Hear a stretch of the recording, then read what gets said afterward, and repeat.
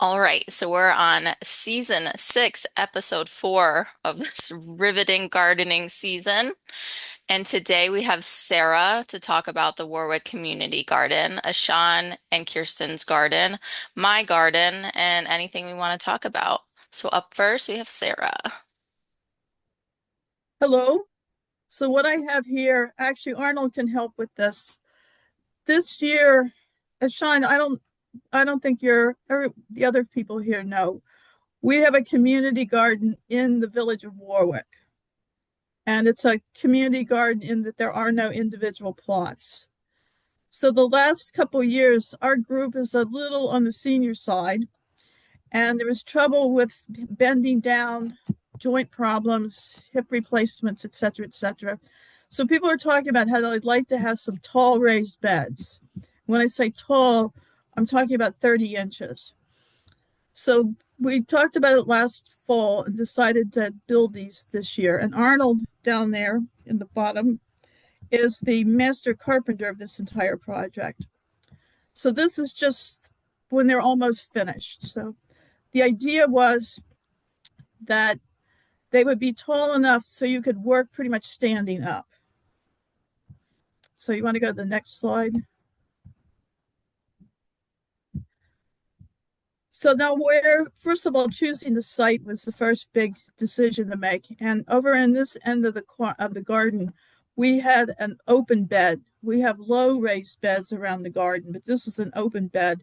It was chosen because we had enough real estate space there to hold these large beds. And behind where that lady with the hat is standing is where our water supply is. So we're also conscious of having a close proximity to the water because we weren't sure how we're going to pump water into these beds. So we can water these with a hose. And there's enough sunlight here. Um, this went on, well, we worked on these for a few months, right, Arnold? Yeah. Oh, yeah. A couple of months. Yeah. I mean, this isn't It full, was, this isn't a full-time job, but a couple of days a week, these were worked on. So the next slide. Now, this is where we started. The foundation, one of our members, a friend, had a number of these large 4x4s, I think they were, that they donated. So we used those for a base, which saved, quite a bit of money using those in the base. And it was quite a bit of decision, but we ended up making two beds because the idea was instead of having one really long bed, by having two beds with a walkway in between it, you could accommodate more people working around the beds at one time, and better proximity to reaching. They are 4 feet wide. One is 8 feet long, and one is 12 feet long. So this is the original. And the other challenge is our garden is on a little bit of a slope. So the slope had to be accommodated in the calculations. So this is some pictures of the beginning with laying out the beds and cutting, etc. Okay, next. So here we are. You see the bed started, and then over a course of several weeks, the sides were added onto the beds. And then Arnold reinforced them with crossbars so that they would not buckle. And when we finished them, we put skirting along the top where was a place you could lean on. One person wanted to sit on there, but we kind of decided that wasn't important. And you could put your tools and things there when you were working. Now, what we did is we filled the front bed first. So I think that's in the next slide showing filling up the bed. Now, filling the bed, once we made these giant, beautiful beds, it came to the realization, well, we thought it when we were building them, that we would need about 5 cubic yards of soil to fill these babies. And that's a lot of soil, and we need a lot of wheel-bearing soil back into this area. So we decided to use this I cannot pronounce this word, hugelkultur method, which I believe Michael uses this. Many people use this as an above ground means of developing gardens. We used it as a method of filling a raised bed garden. And it worked great. because while the lumber we purchased, we did not have any expense in actually filling the beds with material. At the community center around the perimeter of the property, there's a lot of kind of old fence line with fallen trees and brush. So what we did was we gathered up logs. You could see Arnold and Mikey back there cutting up logs. We put logs in the bottom. We did not put mesh or cardboard or anything at the very bottom. It's so deep that we didn't see any need to um, construct a barrier right on the bottom. The weeds weren't going to grow up 4 feet.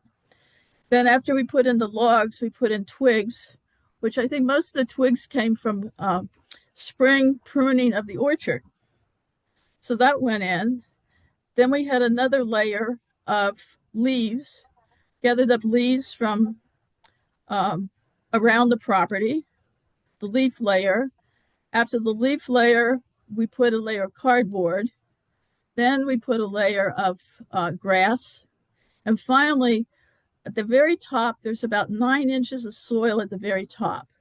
So we understand that this is going to settle down over the year, but then we'll add more soil, next spring.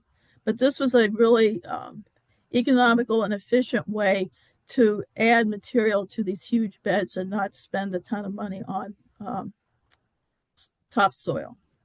So there's the beds being filled by some of our members with leaves. Just want to mention, I put in the chat, I think you've misspelled hugelkultur. Okay. There's Hugel Oh, sorry about that. Kulture. Okay. Hugelkultur. All right. Yeah, I noticed Yeah, I that did. as well. Hugel means a mound, so it's mound cult, Yeah. Sorry mound, about that. yeah. I got to that part of it about German 7 o'clock bear. last night. I think there might be an umlaut on the first U, but that's Probably. okay. Yeah. All right. Well, I'll fix that. At some point, I think someone else is going to use this for a broader audience. So this is good. This is a test. Thank you. So this is us filling this bed. At the construction of it, it was a group, Arnold, with a group of people who were good with power tools. And thank God for battery power tools, because that's how this was able to be accomplished. We don't have electric out there. Anyway, so once we got to the filling, then everyone joined in on this part of it. So we had a load of what the village calls compost material that we had delivered outside. We also have, you'll see there, the yellow bags of compost that Sustainable Warwick gave us. And we brought in buckets and buckets of soil with and layered it. And then at the very top, we layered the good compost, the Sustainable Warwick compost, with peat moss and sifted it with a layer of cardboard and newspaper to keep it all from sinking down into the leaves, and finished filling it. So we have about 9 to 12 inches of actual soil to plant there, which we felt was sufficient because we're really growing beans and greens, small vegetable crops. No corn, potatoes, tomatoes, things that people normally have to bend down or kneel down to harvest and to plant. And I don't think, is there another picture? I forget. That's not mine. And there you see everybody very excited when we finished filling that up. And we have planted beans on one end, and we started like spring crops on the other. The watering it, we have the hose connection is about, what, 15 feet away, Arnold? 10? Yeah. Yeah, so we're able to bring a hose up there and water this pretty easily. So, do you have any questions? It looks great, Sarah. They're so beautiful. Thank Arnold for that. It does look Well, pretty amazing. I would like to thank a bunch of people. First of all, the people who helped out was incredible because I couldn't have done it by myself. And they had to put up with me also, which, I try. But no, everybody loved it. We got a lot of support from everybody. Everybody's excited about it. And the other thing, though, that I'd like to comment on, Sarah, is like I love the layouts here of the pictures and the way the pages are composed with the text and the caption readings and so on.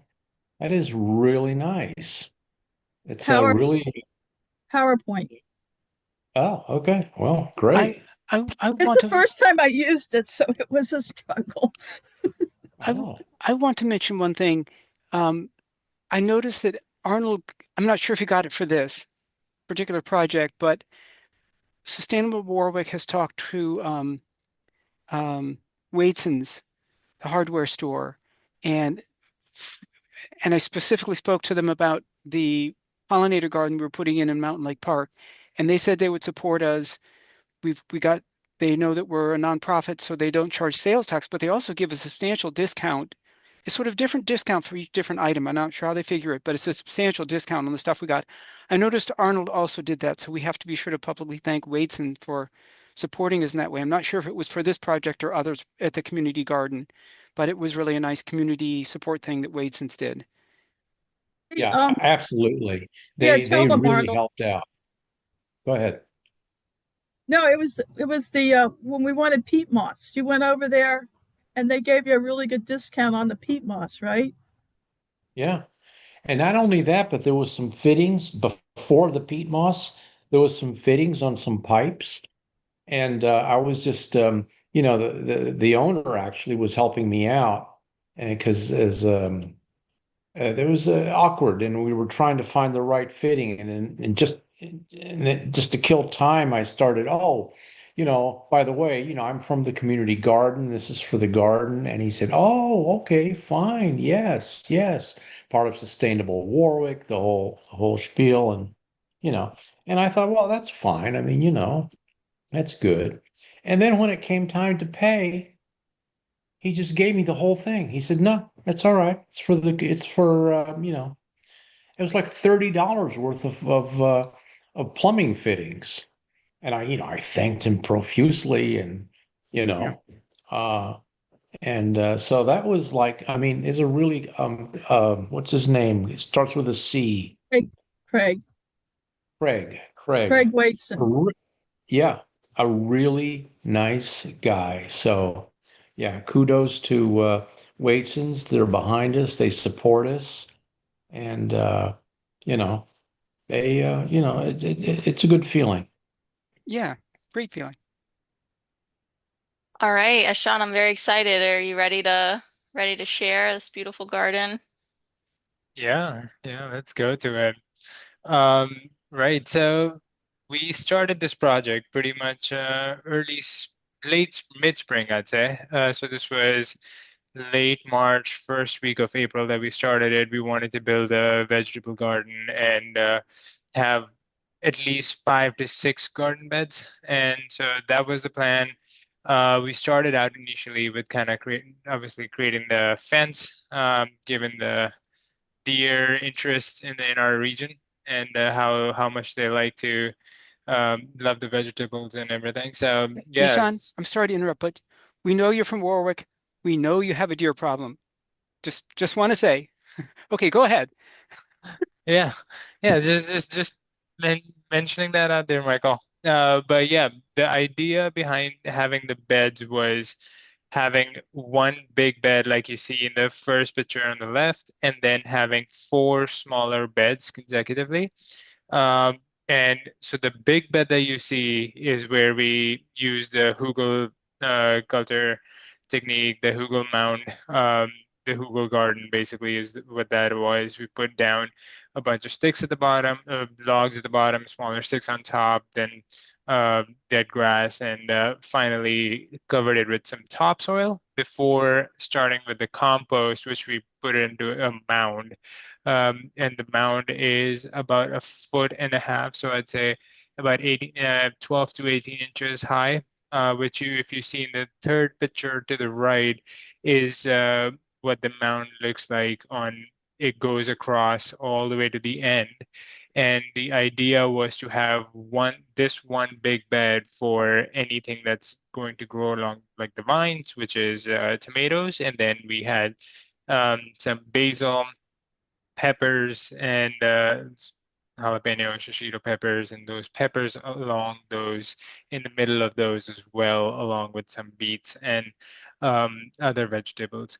And then once we planted those, we finally covered that up with some straw and to keep the weeds out, moisture in, all the good stuff. And then moving on to those side beds. Um, do you have any more pictures as well, Cody, or are these three the only? Yeah, so um, thank you. So those beds, those four beds, that the smaller beds are where we went with the idea of pumpkin and gourds on the ones towards the front, and the zucchinis and cucumbers, the ones towards the back.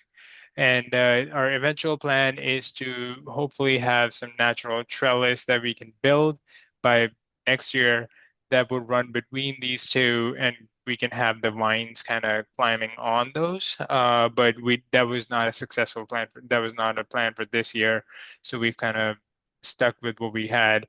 Um, and as you see, the beds are made from logs as well. So that log is also from our property where we had a couple dead ash trees that were on the verge of losing branches of every day and falling. So we had to take those down, and we decided to repurpose that wood into logs for the garden beds. So we had, along with that, on the left side now in this set of pictures that you look at is cilantro. So I'm originally from India, so cilantro is a big part of the ingredients that and is very versatile, um, a versatile herb that can be used across a lot of dishes. So cilantro was definitely one that we wanted to plant. So cilantro has been one that's been growing. And then as we looked at the hugel uh, mound, that's exactly what you're looking at in this middle picture in this set of pictures. So you see the tomato vines that we created a smaller support system or trellis kind of running with a stick running across log running across the whole bed. Uh, we tied it up with the with a string along the whole tomato vines, and then now they're pretty much climbing with the length of of those strings. And then between every, so we've got about four tomato plants that are on the west side, which is the one that you're looking at. And between every tomato plant, there is a basil plant. And towards the very front, the leafy plant that is our beets. And on the other side, we've got some peppers. So the shishito peppers um, and jalapenos are the ones that are on the other side of the mound. So everything got planted inside the mound and has had space. So, but what we've done is to have every space that we had on one side, we use on the other side to um, for the other vegetable or whatever got planted. And because we found out or discovered that bunnies and rabbits do love any sorts of plants. It wasn't wise to just leave them outside, so we eventually decided to relocate our marigolds that we had planted outside the garden, inside the garden, and now we have them right at the edge of the bed uh, with some pumpkins and gourds. So the bed that you're looking at in the rightmost picture is the one um, that has a pumpkin plant, and the one across from it is the one with zucchinis. That's where we've been harvesting our zucchinis from. And we source all the compost from, as you see, the bag representing in the Pine Island yellow compost bag. So that's where the compost is for the whole garden. Yeah, and thank you for these pictures. And then I'd like to finally point out the corn that we planted. So with four beds and one hugel mound with five beds like that, we also the initial plan was like a 6 bed setup. So instead of going for the sixth bed, we decided to keep it an open system for the corn. And what we did was created 4 different rows, um, and planted the seeds in there. From which now, as you see on the left picture right now, it's barely about a foot or foot high. But at this point, I can confirm that has gone up to almost 7 to 8 feet in the garden. So it is doing well. It is alive. Hopes are still there for fresh corn for the summer. And then you do see the zucchini flowering, and the zucchinis that we've been harvesting from the garden. We did lose our cucumber plant when the breach happened. We had one breach over the course of summer when it was when we were on vacation, so we don't know which kind of critter or creature came in for a meal. But yeah, we did lose the cucumbers at the time, which we were hoping would finally grow back. But yeah, cucumbers didn't make it. And then the last picture you're looking at is how the tomatoes are looking at. It's almost as it looks right now, just with a lot of tomatoes on it that are ripening every day. Yeah, and that, as you see, is where we are with our current status of the garden. We've got the pumpkins and gourds kind of taking off as we decided the trellis plan eventually that we want to have eventually.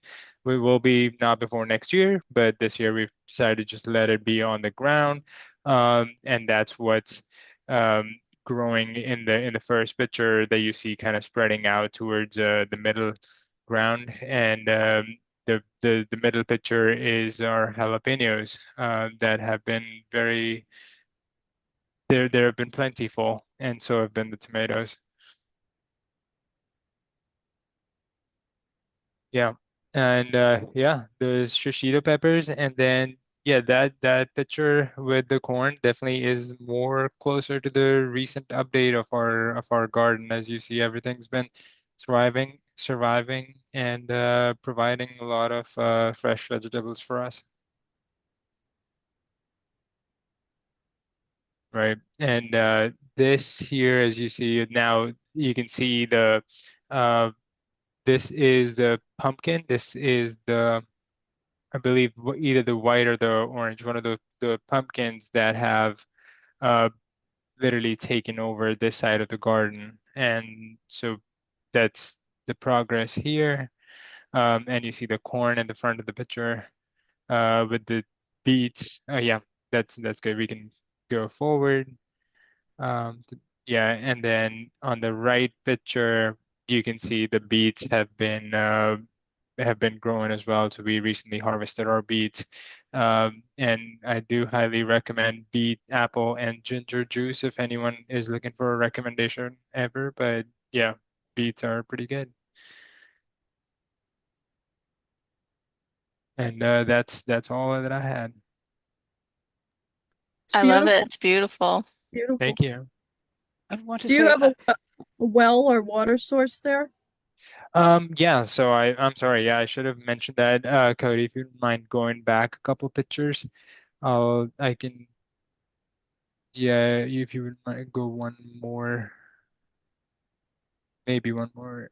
All right, maybe one more. All See right, here. right here. Yeah. So Ah, eventually we do want to have a good, well-built water source that doesn't look, so it's kind of a work in progress. So our first sure. idea was to kind of just water it every day and keep at it. But obviously with schedules and everything, sometimes it gets hard and we don't want the crops to be struggling. So what we did was kind of used a hose, ordered a sprinkler, um, and this is basically a sprinkler system that has a rotating sprinkler on it and kind of with a range to cover just enough on both sides of the garden. So it does kind of help out and keep our watering on schedule. So we have it connected to a Wi-Fi um, hose sprinkler system, which basically starts it, the hose stays on, the sprinkler system stays off. So basically there's no water uh, flowing through the sprinkler throughout the day, only at the time that we kind of have it set to. And so we have it like on almost at a 12-hour cycle, where it just sprinkles for a period of 20 to 30 minutes. So there's enough water so you can set it to whatever duration you want it to sprinkle for, what time. So we have it set to about 20 to 40 minutes, depending on, because obviously both times we don't need a 40-minute cycle to get everything Right.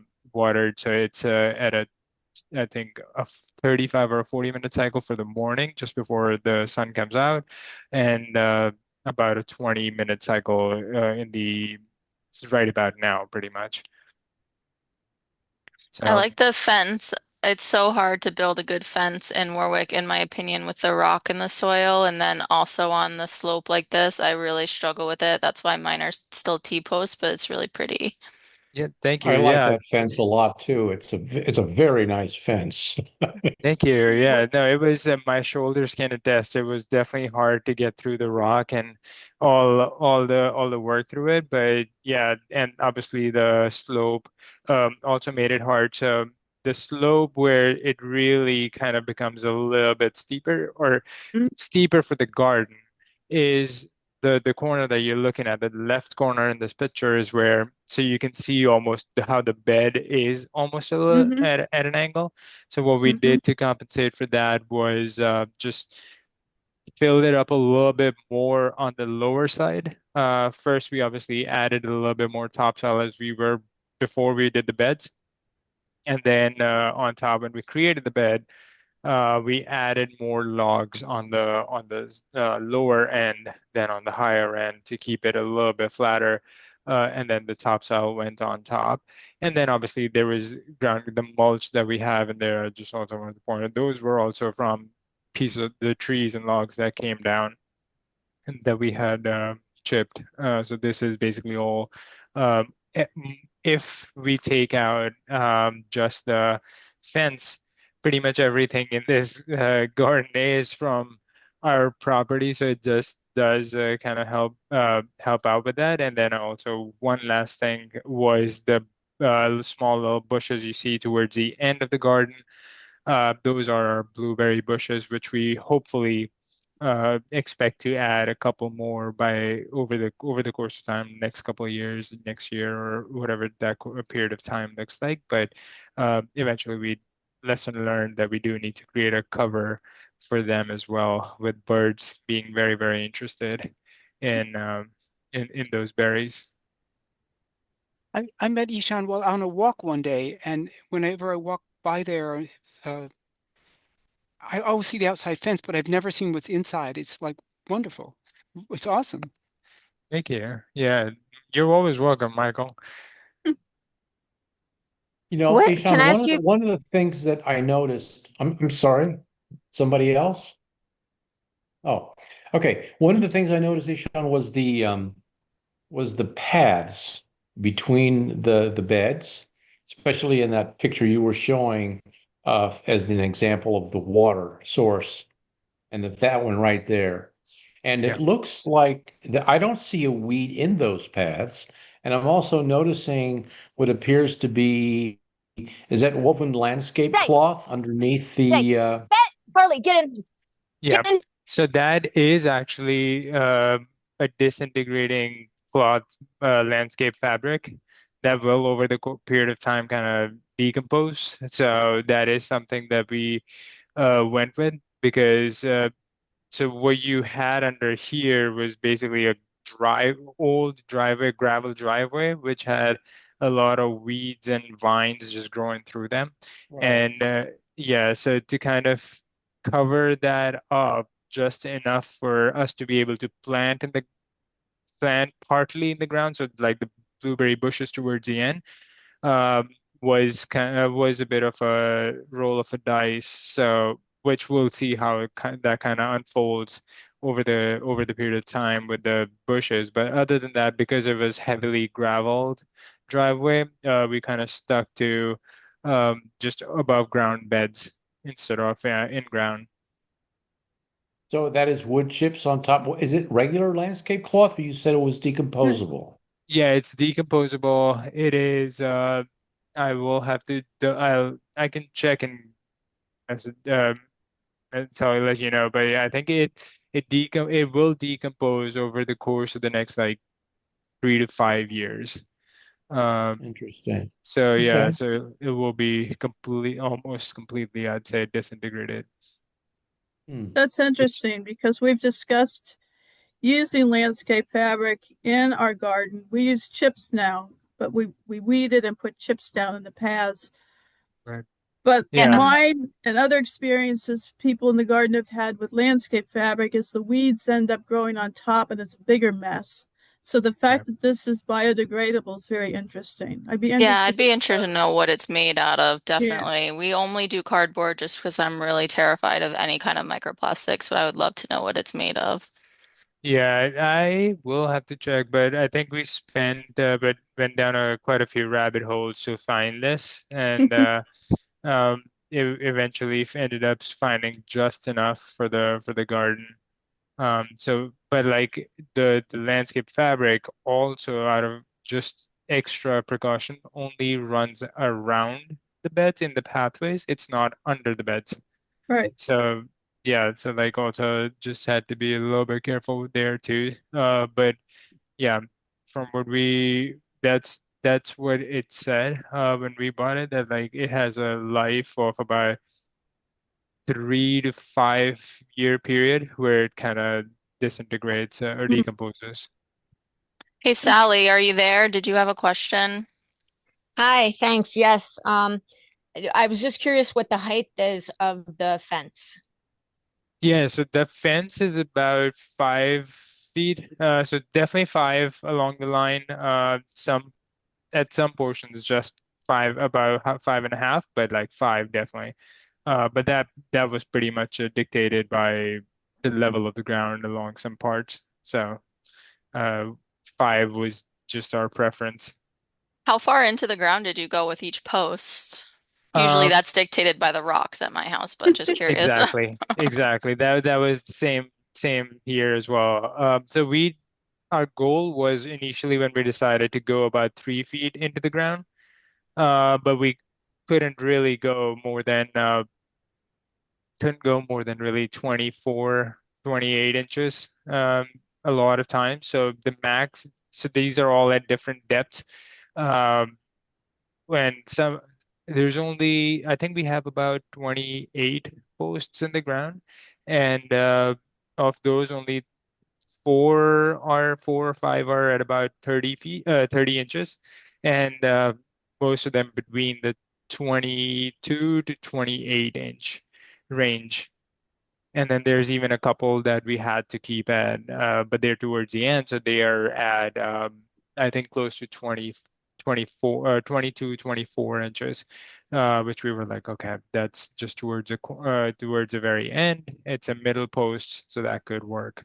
And plus, given that we had boards running at the bottom and top for the same reason, so it would bolster that. Did you do it by hand or did you have an auger? Um, yeah, so we tried to go with an auger. That was my first time using an auger, and it was very hard, very challenging, a big workout, one of the biggest workouts of my life. And yeah, the auger definitely made it easier in some aspects, but hard, challenging to operate for sure. Um, so definitely a very big learning curve there.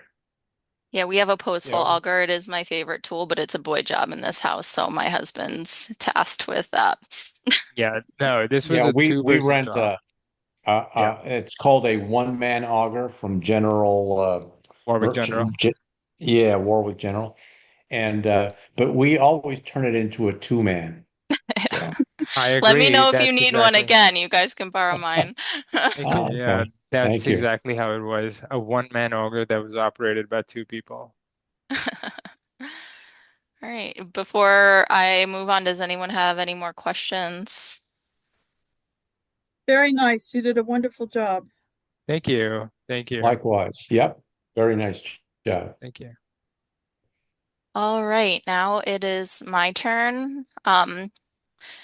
We did a little fairy light action this year on our trellises, which I don't know, some people say you're not supposed to do that. It confuses the pollinators or something, but it is so gorgeous. I have a little chair right here and I just Okay. like to sit out there. Um, I This is the first year that I think that my garden has done pretty well, and we've gotten a lot that we've been able to harvest out of it. Usually it is very sparse. It really doesn't grow that much. Things die when we go on vacation, one thing or the other over the past 10 years. This year I made a few changes. One is I put it in my front yard, which is right outside my window that I work at. So I'm looking at it right now. That's huge for my ADHD, so I don't forget about it. I'm looking at it all day, so I go out there and take care of it a lot. I think that's the main thing.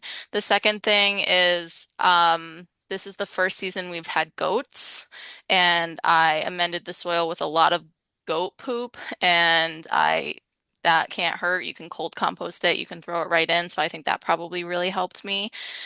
Um, yeah, and this area of the garden gets a lot more sunlight too. So I think those are the main things. The star of the show is the cucamelon arches here and here. They're doing much better on this trellis than they are on this one. I think maybe it might be a sunlight thing, but there is some zucchini on the other side of this one. So I'm wondering, since it's a heavy feeder, if there's just less nutrients. I'm not really sure. This is a zinnia pathway that goes all the way down. I have the T-post fence, so I did beans all around the fence, even though I knew deer were going to come munch on it. But I thought, why not? I can't waste a good fence. Um, and there's a sunflower right here. There's some strawberries, and then there's a cat. So these are cattle panel arches, and along the back, there's a cattle panel going horizontally in the back with tomatoes all up and down it. So these are the cucamelons. I don't know if you guys are familiar with Mexican sour gherkins, but they look like tiny watermelons, but they taste like cucumbers with a little hint of citrus. And last year, when I did this and showed you guys the garden, the cucamelons, I kid you not, never died, but never got like bigger than this. They were just this tall the entire season and never grew.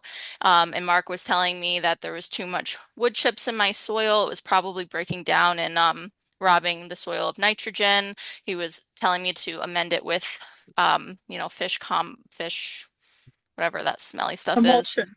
Yeah. And I did that and I probably helped, but it didn't do enough, I don't think.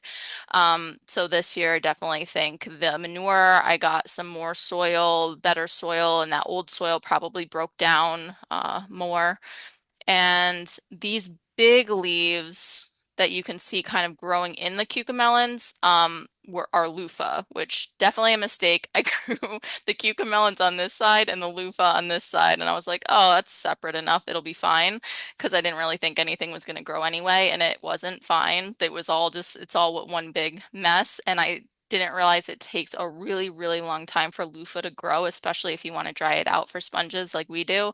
So it is definitely not going to be harvestable this year. I got my first flower like a day ago. I have strawberries here, and I just popped some more zinnias in the ground to attract the pollinators. Here's the cucamelons looking wild. Oh, so yeah, I have cucumbers on the other side. They're doing really well too. We have lots of bridge pickles made.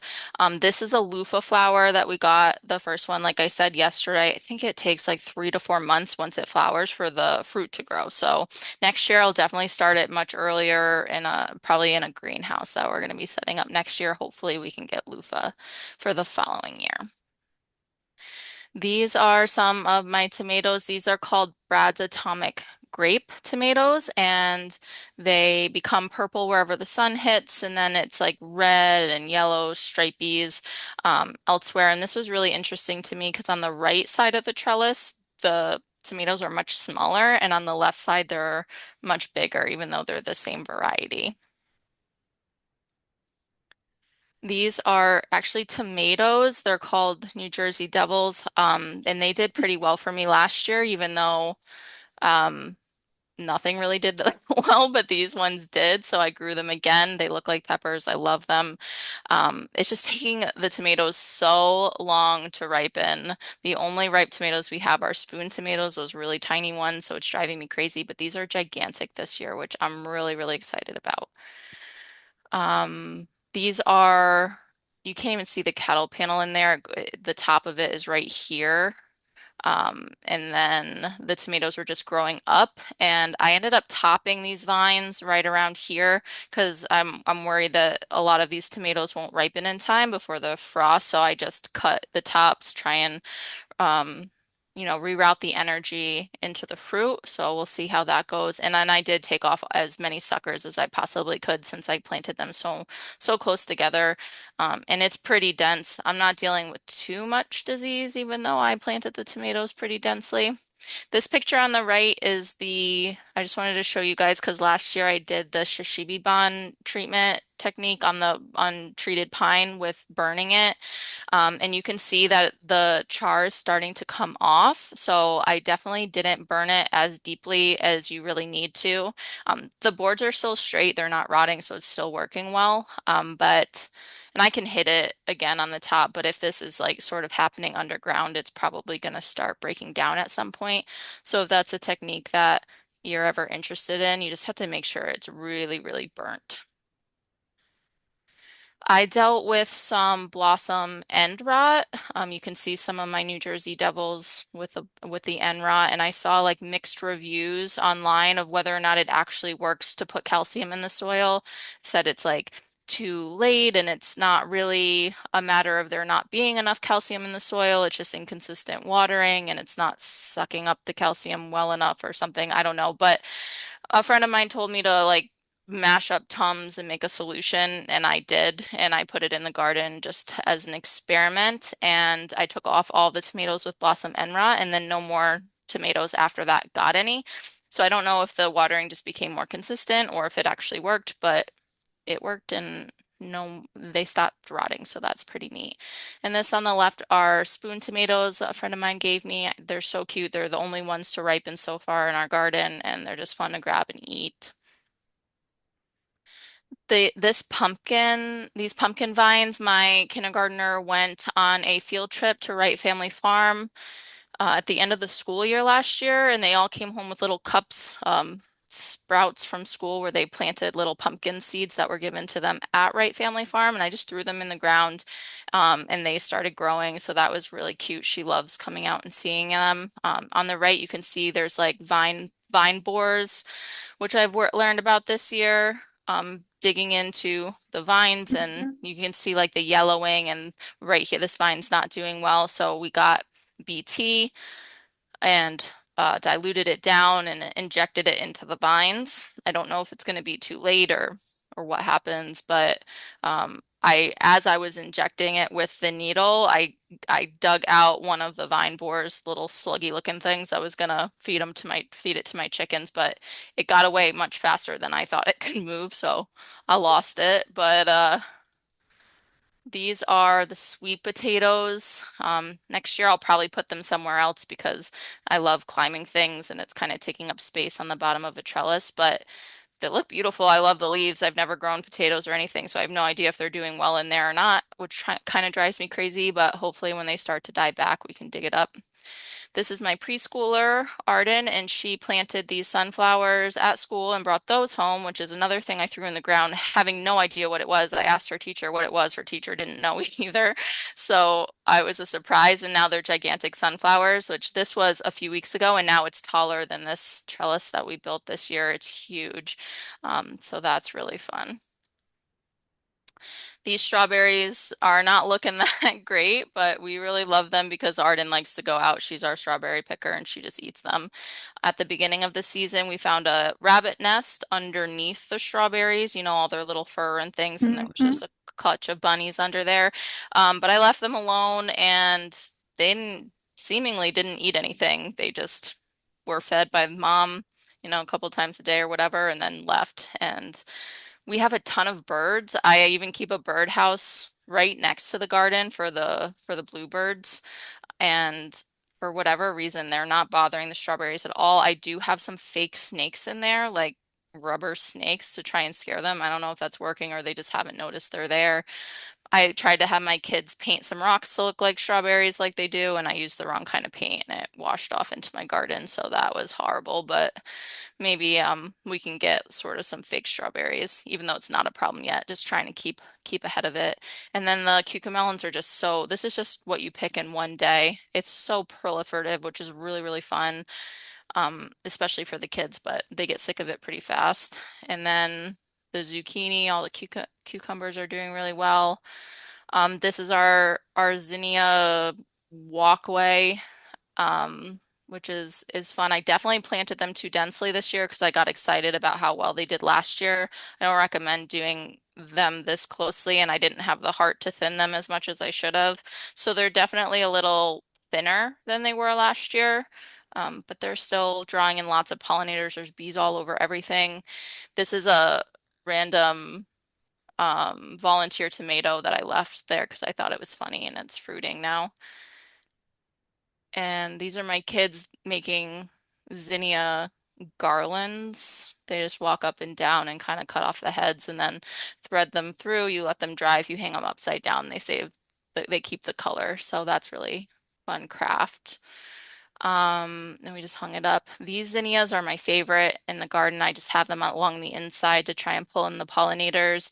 And there's some limelight variety. They're like orange and lime green and things. I think they're really beautiful. These multi-layer ones. I'm going to try and save the seeds this year. And that's it for all my garden. Very nice. I've got a couple questions. Do, do you, so do you eat your immature loofah? I guess you don't have any yet, but those are edible. Um, we eat most of ours. We don't wait for them to make sponges. And also, do you eat your sweet potato greens? Those are also quite edible. I did not know that the sweet potato greens were edible. I guess that makes sense. They're so beautiful. I should go out there. Um, this is the first year I've ever grown loofah, and I just had my heart set on getting rid of those nasty sponges. And I've, but if I do get any immature by the time the frost comes, we definitely will. They're young and tender.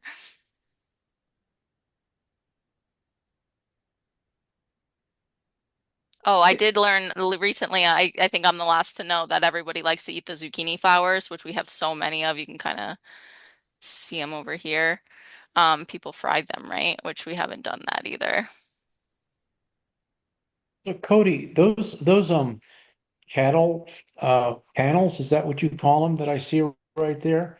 Yeah. How easy are those to set up and maintain? They're really easy to set up. I have them as my fences too. You can see them all around here as the actual Okay. fence. And then, yeah, they're also the hoops.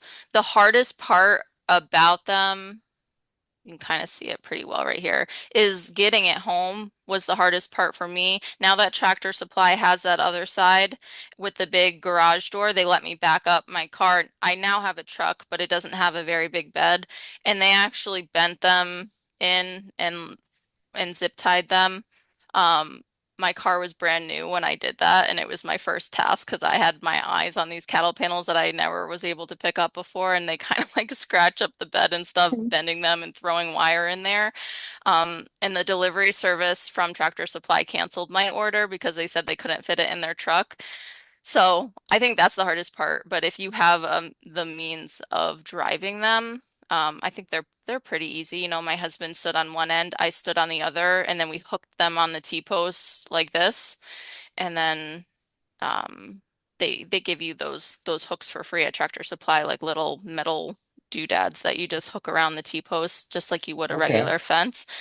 And Cool. yeah, it's great. Next year, I think for the tomato one, where it just runs horizontal on its side, I'm actually going to lift it higher on the T-post. Right now, it's like sitting against the soil. I think for the tomatoes, if you leave like 6 inches or a foot on the bottom, because it doesn't need to be trellised for a little while, then it would give some more room for the tomatoes. It's about four by 12. Is that the size of the panels approximately? I think mine might be. Yeah, it must be. It must be around Yeah. 12 feet. It might be 10, but they're really tall. Yeah. I can't even get the cucamelons on the top. I have to get my husband to come out and pick the top one. So probably 12 feet. Yeah. Okay. Yeah. Oh, interesting. Yeah. We have the short panels that we put up to grow cucumbers on some year, but we've never put in the really big, tall, arched ones. They look cool. Yeah, I just Yeah. like the way they look. They're kind of fun when you get something to vine well on them. Cody, did you just get like a zinnia mix where you just sprinkled the seeds, or did you like hand dig and plant those to get that No. abundance? Yeah, no, I didn't cover them with sand. I didn't do anything. I chaos through Just through them seeds. and Okay. then water them in. And then I water them every day really well until they're established. And then I don't water them at all because I guess they're really drought tolerant and they like Mhm. drier, you know, drier things. And we had so much rain at the beginning of the season. I was a little bit worried that they were gonna like rot or something. Um, but yeah, no, last year I got 2 packets from the Dollar Tree and just threw them, and they did so well that this year I got excited and got like a 1/4 pound bag or something from like Hudson Valley Seeds, and I actually liked them better last year from the Dollar Tree. I think because there was fewer seeds in the packages, so they probably had more room to kind of thrive. But yeah, just throw them. The great secret of zinnias, I also buy them from the dollar store. Get a whole bunch of this, like four for a dollar. But then I buy some. There are some beautiful, really fancy zinnias. So I'll buy a few of those from the better catalogs. But those little things from the dollar store, man, you can't beat them. You just throw them in the ground and they grow. It's great. I love it. I will say I'm going to do dahlias next year with the tubers. I know it's much harder than the zinnias and things, but what I learned this year for anybody, if you want to try cucamelons, they take a really, really long time to establish. And I learned that's because they develop tubers first. Ah, And interesting. apparently you can dig them up. So I don't know how many I'll get, but happy to share tubers. And then if you're able, I guess it's sort of hard to overwinter them because they can rot. Some people keep them in the fridge. I don't know, but if you're able to overwinter them and you plant them from tubers again next year, they're much, much quicker to establish. So I'm definitely going to try that this year. So you know you have to dig your dahlia tubers. Yeah, Yeah, that's the one. They're that's another beautiful. boy job. They're beautiful, but those in the but I used to grow some of those things that you have to plant and dig, and then I just I'm just going to do one variety, the Bloomquist gene. It's this giant orange one that looks like a truffle tree from the uh-huh. Lorax, and I need it, so I'm going to just get There that you one. go. There you go. How's it going with the goats?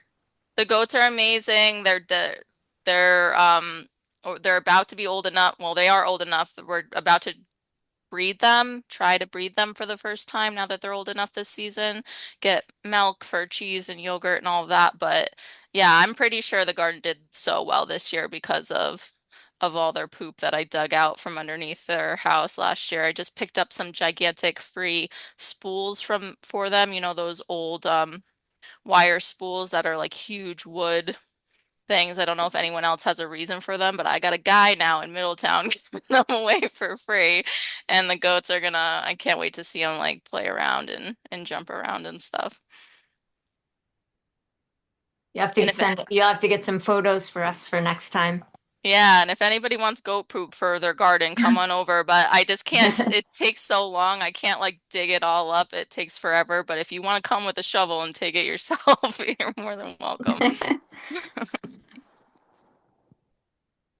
All right. Thanks, guys. And I think we have a couple of announcements. The first one was from Chad. Grow Local, Greenwood Lakes, third annual farm to table dinner and fundraiser. It is September 16th. And they're raising some money and it looks like a really cool event. So if you wanted to check it out, you can go to this link.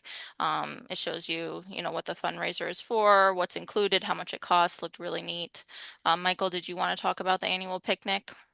Yeah, so a week from Wednesday, Sustainable Warwick's annual zero waste potluck picnic. And Dan Doyle is going to host us. He has been taking all of our food scraps for the compost committee and composting, but also he's developed a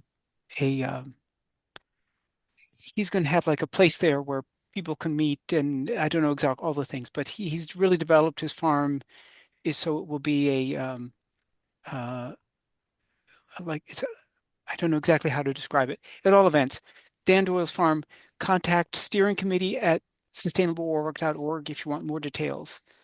And everyone from the community garden is also welcome to join us at that. I don't know if you folks have a holiday, if you have a dinner or something or not, but if you don't, I encourage you to steer everyone from the community garden to the Sustainable Warwick one.